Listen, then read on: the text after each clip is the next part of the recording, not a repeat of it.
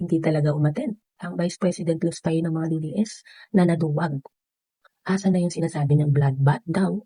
Handa na daw silang humarap, pero ang ending hindi na naman sumupot.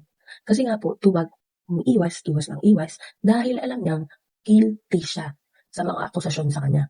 Biruin mo nung sumagot nga dito sa mga ipinadala ng Kongreso ng mga dokumento.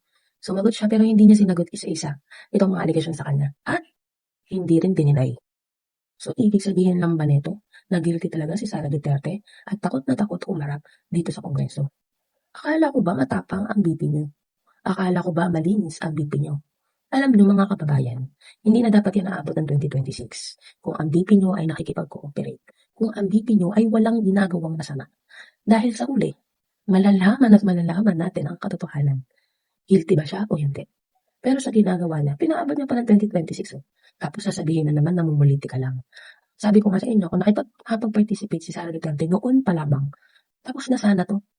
So FYI, hindi porket may krisis na nangyayari sa ating bansa, iisang tabi na ang impeachment proceedings ni Sara Duterte. Tanong ko sa inyo, pag ba tinigil ang impeachment proceedings, magiging okay na ba ang oil crisis? Titigil ba ang gera sa Middle East?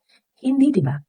The more na gustong pagtakpan ni Sara Duterte yung mga alegasyon sa kanya dito sa impeachment complaint, the more na napapaisip ang taong bayan na baka dahil ayaw sagutin ay dahil nga guilty, totoo yung mga akusasyon.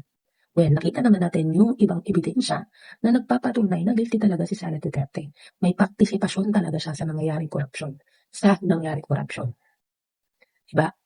Natatakot ba si Sara Duterte na makita o mabulatlat itong mga bank accounts? Kasi isa yan sa kinakatakot nila. Diba, previous years pa po, binanggit na po yan ni Senator Trillanes na mukhang ito talaga yung isa sa kinakatakot ng mga Duterte ang mabuksan ang kanilang mga bank accounts. Kasi madidiscover yan ng mga Pilipinong inuto nila na corrupt talaga sila. Na involved talaga sila dito sa mga aligasyon na ipinupukol sa kanila ni Senator Trillanes. Kung malinis ang BP nyo, haharap yan. Kung walang kasalanan ng BP nyo, matapang yan nahaharap. Kasi malakas ang loob niya eh. Walang ginawang kasalanan kahit mag-imbestiga kayo, wala kayong makikita.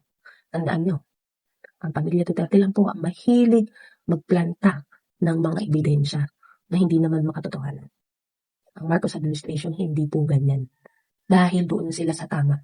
Gusto nilang malitis ng maayos. Kaya nga, binibigyan ng boses si Sara Duterte, binibigyan ng pagkakataon para sagutin, umaten. Pero hindi niya ginawa.